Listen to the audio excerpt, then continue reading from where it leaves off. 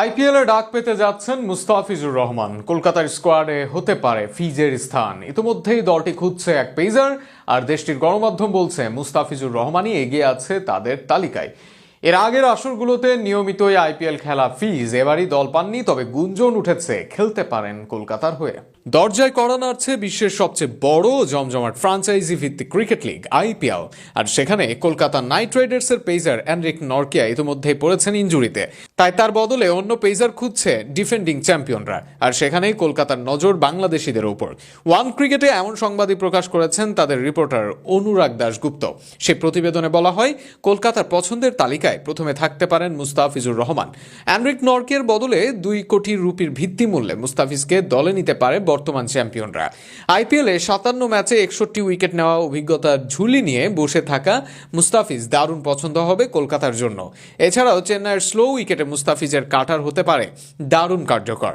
আইপিএলের নিয়মিত মুখ ফিজ পিএসএল বা অন্য কোনো লিগেও নেই, সেখানে আইপিএলের অভিজ্ঞতার জন্য কলকাতার দারুণ সংযোজন হতে পারেন এই পেসার।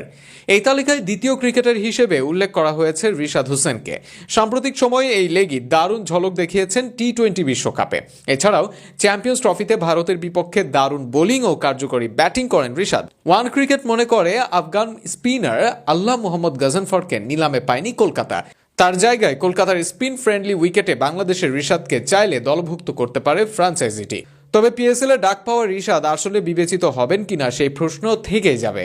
নরকিয়ার বিকল্প হিসেবে তার মতো কাউকেই খুঁজতে চাইবে কলকাতা, আর সেখানেই তাসকিনের চেয়ে ভালো নাম সারা বিশ্বে কয়জনই বা আছেন।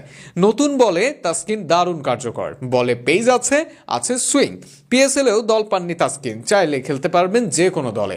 এছাড়াও নরকিয়ার মতো গতির ঝড় ওঠাতে পারেন।